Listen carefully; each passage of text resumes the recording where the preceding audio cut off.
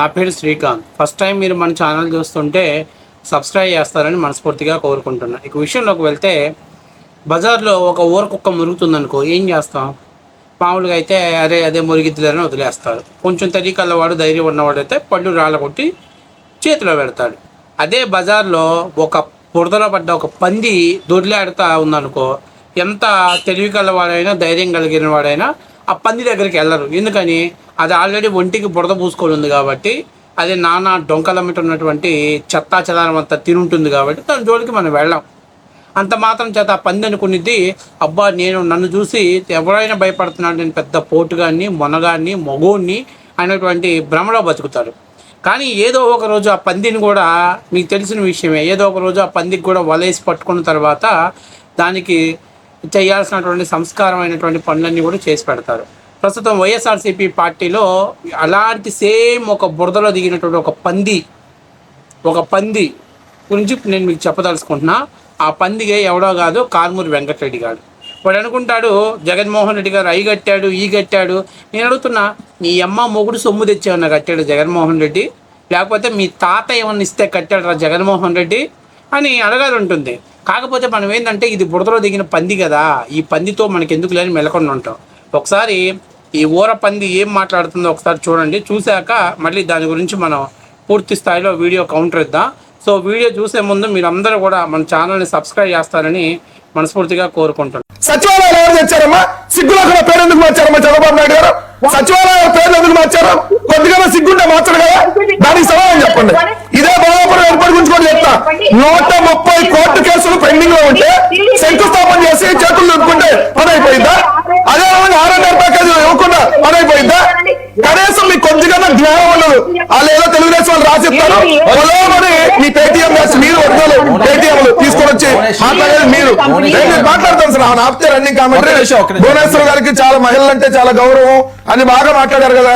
నేను ఎక్స్పెక్ట్ చేసా ఏమని, గుంటూరులో ఒక మహిళని, అమ్మా మీరు ఆపండి, మీరు ఒకసారి మీరు ఆపండి, గొంతేసుకొని అడగటం కదా, ఒకసారి వినండి.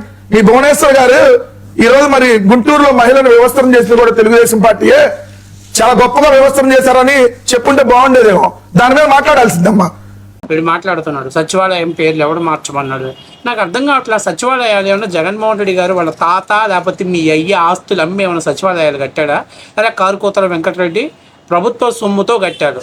సచివాలయం జగన్మోహన్ రెడ్డి తెచ్చారని అంటారు. కాదు, 2019కి ముందు ఈ సచివాలయ వ్యవస్థను తేవాలనేది ఆంధ్రప్రదేశ్ ప్రభుత్వం ఆ రోజు అంటే దాని మీద ఒక స్టడీ చేయమని చెప్పేసి రాష్ట్ర ప్రభుత్వం కూడా చెప్పింది. తర్వాత ప్రభుత్వాలు మారిపోయాయి. తర్వాత జగన్మోహన్ రెడ్డి వచ్చాడు, దాన్ని ఎస్టాబ్లిషన్ చేశాడు. ఓకే, దాని గురించి మనం తప్పుపట్టలా. సో సచివాలయ వ్యవస్థ తీసుకొచ్చింది జగన్మోహన్ రెడ్డి.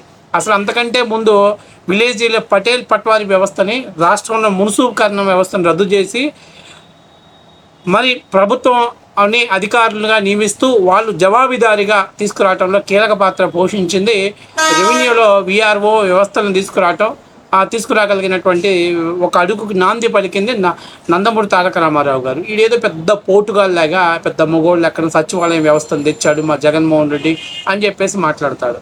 ఇప్పుడు నేనేమంటున్నానంటే, దాన్ని ప్రభుత్వ సొమ్ముతో నిర్మించారు. ఏం జగన్మోహన్ రెడ్డి గారు వాళ్ళ తాత సొమ్మో, వాళ్ళ నాన్న సొమ్మో, లేకపోతే నీ అయ్య సొమ్మో, లేకపోతే మీ తాత సొమ్మో పెట్టి అవి అట్లా.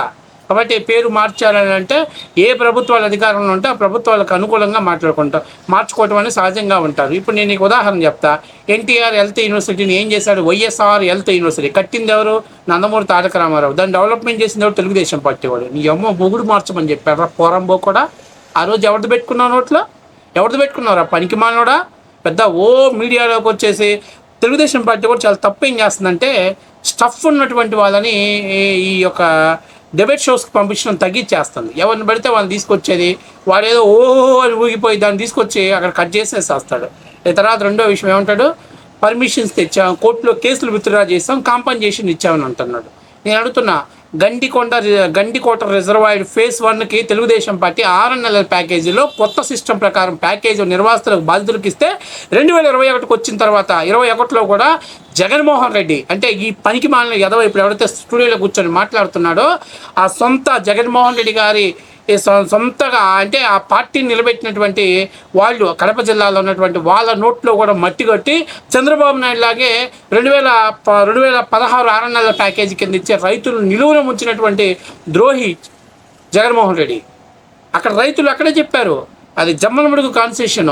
అక్కడ లోకేష్ గారితో చెప్పారు, మాకు 6 నెలల ప్యాకేజీ మీ నాయన గారే నయ్యం, కట్ ఆఫ్ డేట్ 2016 చేశాడు, కానీ జగన్మోహన్ రెడ్డి అదే 2016నే కట్ ఆఫ్ డేట్ ఉంచాడు.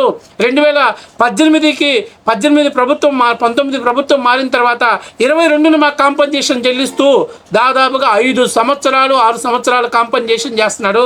కట్ ఆఫ్ డేట్ మారిస్తే మా పిల్లలు కూడా ఎలిజిబిలిటీ అవుతారంటే రాయలసీమలో, అది కడప జిల్లాలో జగన్మోహన్ రెడ్డి గారు వాళ్ళ నోట్లో మట్టి కొట్టారు కాబట్టి ఇలా జమ్మలమడుగు నియోజకవర్గంలో సొంత మామని ఓడించినారనేది వాస్తవ విషయం.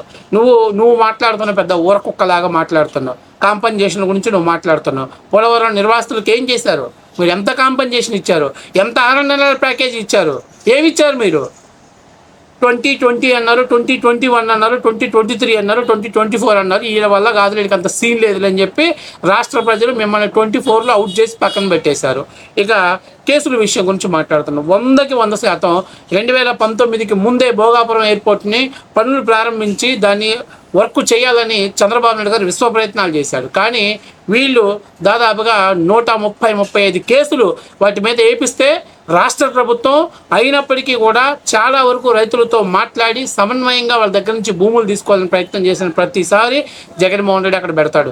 ఇక్కడ ఎయిర్పోర్ట్ అవసరం లేదు, కావాలని భూములు తీసుకుంటున్నాడు, కావాలని ఇక్కడ ఎయిర్పోర్ట్ అవసరం లేదు, 45 కిలోమీటర్ల దూరంలో ఎయిర్పోర్ట్ ఎందుకో, ఎవరిమ్మన్నారు, ఎవరికి అవసరం, ఈ రియల్ ఎస్టేట్ వ్యాపారం చేస్తున్నాడని ఆ రోజు వైసీపీ నాయకుల్ని రెచ్చగొట్టి కేసులు వేయించాడు. జగన్మోహన్ రెడ్డి ప్రభుత్వ హయాంలో జిఎంఆర్ సంస్థ కేంద్ర ప్రభుత్వం చేత ఒత్తిడి తెప్పిస్తే తప్పనిసరి పరిస్థితుల్లో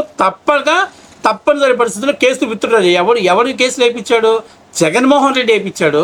జగన్మోహన్ రెడ్డి విత్డ్రా చేయించాడు. మీ పార్టీ కార్యకర్తల చేత వేయించాడు. మీ పార్టీ కార్యకర్తల చేత విత్డ్రా చేయించాడు.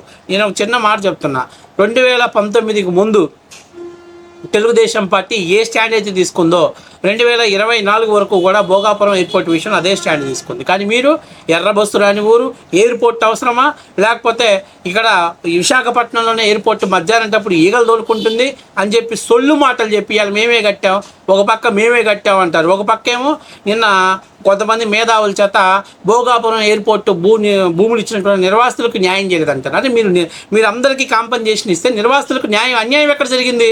ఎందుకంటే వీళ్ళు ఇచ్చారనేది అబద్ధం, వీళ్ళు 6 నెలల ప్యాకేజ్ ఇచ్చారనేది అబద్ధం. కేవలం రైతుల చేత కేసులు విత్డ్రా చేయించిన మాట వాస్తవం. రైతుల చేత కేసులు ఎవరు వేయించారు? జగన్మోహన్ రెడ్డి వేయించాడు కాబట్టి జగన్మోహన్ రెడ్డి విత్డ్రా చేయించాడు. ఇది వాస్తవ విషయం. అయితే ఇక్కడ చాలా ముఖ్యమైన విషయం ఏంటంటే, మహానుభావుడు 3 రాజధానుల లెక్కన మూడు చోట్ల ఎయిర్పోర్ట్లు కడతానని ల్యాండింగ్ ఎక్కడ, లేకపోతే టేక్ ఆఫ్ ఇంకో చోట, లేకపోతే బోటింగ్ ఇంకో చోట అని మహానుభావుడు అలా పెట్టలేదు. సంతోషించాలి మనం. ఎందుకంటే 3 రాజధానుల కాన్సెప్ట్ లేకుండా 3 రాజధానులు చేయకున్నందుకు, 3 పార్టీలు చేయకున్నందుకు మనం సంతోషించాలి. కాబట్టి నేనేం చెప్తున్నానంటే, ఫస్ట్ ఆఫ్ ఆల్ ఇలాంటి చుంచుగాళ్ళు వీళ్ళందరూ షోస్లోకి వెళ్ళి పెద్ద మహానాయకుడు వీరుడు సూర్యుడు పెద్ద పోటుగాడని విర్రవీగుతారు. కానీ అక్కడ ఏమి లేదు, సున్నా. అందుకే రాష్ట్ర ప్రజలు తెలిసింది కాబట్టి మీకు 11 సీట్లకి ఇచ్చారు. ఇప్పటికి కూడా సిగ్గు లేకుండా ఇంకా మీరు ఆత్మవిమర్శ చేసుకోకుండా ఎవరో షాపులు ఓపెన్ చేస్తే కానీ ప్రతి చోటకి వెళ్ళి వాళ్ళు హిజ్రాలన్నా నయ్యం, ఇంకా నేను హిజ్రాలు వచ్చినట్టు వస్తున్నారు, హిజ్రాలన్నా నయ్యం, వాళ్ళ బతుకుదేరు కోసం వస్తున్నారు. మీరు జగన్మోహన్ రెడ్డిని పైకి లేపడం కోసం వస్తున్నారు. మీకంటే అసలు అటు ఇటుగా నాలుగో జాతి వాళ్ళరా మీరు. కాబట్టి నేనేం చెప్తున్నానంటే, ఫస్ట్ ఆఫ్ ఆల్ మీరు ఓపెన్ చేయాలా, మీరు రిబ్బన్ కటింగ్ చేయాలా. 2019లో చివరి దాకా కంప్లీట్ చేసినటువంటి ఫ్లైఓవర్ని ప్యాచ్ వర్కులు చేసి ఓపెన్ చేసి నేను కట్టానని జగన్మోహన్ చెప్పుకున్నాడు. కానీ మేము అలా చెప్పట్లా. 100%లో 70% చంద్రబాబు నాయుడు గారి కృషి ఉంది ఆ ప్రాజెక్టులని మేము చెప్తున్నాం. సిగ్గుండాలి. ఊరికే మీడియా ముందుకు వచ్చేసి పెద్ద గడిచేది. జగన్మోహన్ రెడ్డి ఎన్ని పథకాలకు పేరు మార్చాడు, ఎన్ని పథకాలకు ఆయన పబ్లిసిటీ చేసుకున్నాడు. జగనన్న గోరు ముద్ద, జగనన్న చిక్కి, జగనన్న కిట్టు, జగనన్న తల్లికి అమ్మఒడి, జగనన్న ఎవడు అధికారంలో ఉంటే వాడి పేర్లు పెట్టుకుంటారయ్యా. జగన్మోహన్ రెడ్డి గోరు ముద్ద, ఇంకేం లేవు. మరి ఎవడు పెట్టమన్నాడు? ఏమన్నా జగన్మోహన్ రెడ్డి వాళ్ళ అయ్యే సొమ్ము ఏమైనా అమ్మిస్తున్నా, వాళ్ళ తాత సొమ్ము అమ్మిస్తున్నా, లేదా నీ అయ్యే సొమ్ము నీ తాత సొమ్ము ఏమైనా ఇస్తున్నారా? కాబట్టి ఇక్కడ ప్రభుత్వాల అధికారంలో ఉంటే ఆటోమేటిక్గా పథకాల పేరు మారుస్తాడు. ఈ వీడు సొమ్ము పెట్టినట్టు ఫీల్ అయితే ఎట్లా? ఇక నారా భువనేశ్వర్ గారి గురించి మాట్లాడారు. నేను ఒకటే మాట చెప్తాను, నారా భువనేశ్వర్ గారి గురించి మాట్లాడే స్థాయి నీది కాదు. నేను ఏం చెప్తానంటే తెలుగుదేశం పార్టీలో చాలా వరకు సమన్వయంగా ఉంటారు. తెలుగుదేశం పార్టీలో చాలా వరకు కూడా సంయమం పాటిస్తుంటారు. ఆ పాటించటం ఇలాంటి వెధవలకి అవకాశం వస్తుంది, నోరు పైకి లేసి మాట్లాడుతుంది. నేను ఇంకా చెప్పాను కదా, ఇటు బుడదలో తిరిగినటువంటి పంది, ఉచ్చగుంతలు తిరిగినటువంటి ముళ్ళ పంది అనమాట. ఒళ్ళంతా బుడద పూసుకొని ఉన్నాడు, ఎవరి మీదైనా విదిలిద్దామని చెప్పుకున్నాడు. అందువల్ల కొంచెం ఆలోచన చేసుకొని ఏదో ఒక రోజు ఈ పందికి సరైన సమాధానం చెప్పే రోజు, సరైన విధంగా నోరు లెగవకుండా అంటే మూయించే రోజు దగ్గరలోనే ఉంటుంది. ఎందుకంటే పెద్ద పెద్ద వాళ్ళందరికీ మూసుకొని ఉన్నారు. కాకపోతే వీడేందనంటే ఏదో జగన్మోహన్ రెడ్డి ఇరగదీస్తాడు, పొడుస్తాడు, పోటుగా అనుకుంటున్నాడు. అంత సీన్ లేదు, కానీ అందరికీ సమాధానం చెప్పడానికి మేము రెడీగా ఉన్నాం. కాబట్టి ఏం చెప్తున్నానంటే, ఫస్ట్ ఆఫ్ ఆల్ 2029లో ఎలా గెలవాలి, ఎవరిని లేపేస్తే మంచి మెజార్టీ వస్తుంది, దాని గురించి కథలగలరా కారుకోతల వెంకటరెడ్డి, రోతకోతల వెంకటరెడ్డిగా.